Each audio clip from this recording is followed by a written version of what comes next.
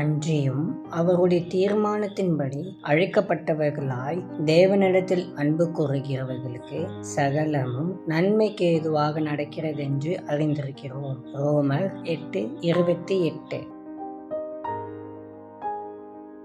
மனிதர்களாகிய நம்முடைய சக்திக்கு அப்பாற்பட்ட காரியங்களையும் ஆண்டவரால் செய்ய முடியும். நாம் செய்கிற காரியங்கள் தவறாக போகிறதும் உண்டு. ஆனால் தேவன் செய்கிற காரியங்கள் ஒருபோதும் தவறுவதில்லை. சில வேளைகளில் நாம் செய்கின்ற காரியம் தவறாகும் போது அதை நன்மைக்காய் பயன்படுத்த முடியும் என்று தேவன் வாக்குறுதி அளிக்கிறார். ஆனாலும் இங்கு நாம் தெளிவாக அறிந்து கொள்ள வேண்டியது என்னவென்றால், இது எல்லா மக்களுக்கும் பொருந்தாது.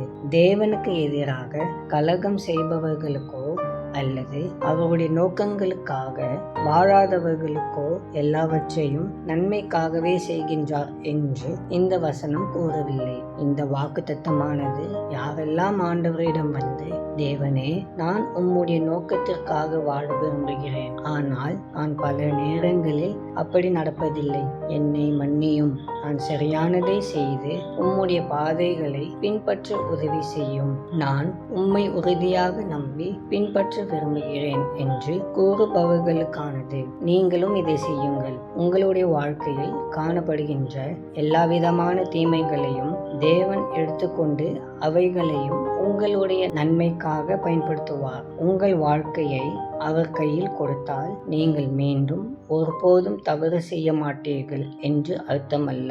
இன்னும் நீங்கள் எடுக்கும் முடிவுகள் மோசமானாலும், இன்னும் நீங்கள் குழப்பமடைந்தாலும், தேவனுடைய கரங்களில் நீங்கள் இருப்பதால் அவைகளை எல்லாம் அவர் தனது திட்டங்களில் பொருத்தி சரி செய்ய அவரால் முடியும். அதனால் நீங்கள் கவலைப்படுவதை விட்டுவிட்டு தைரியமாக இருக்கலாம். தேவன் உங்களுக்கு கொடுத்ததை கொண்டு உங்களால் முடிந்ததை செய்யுங்கள். மற்றவைகளை அவர் பார்த்துக் கொள்வார்.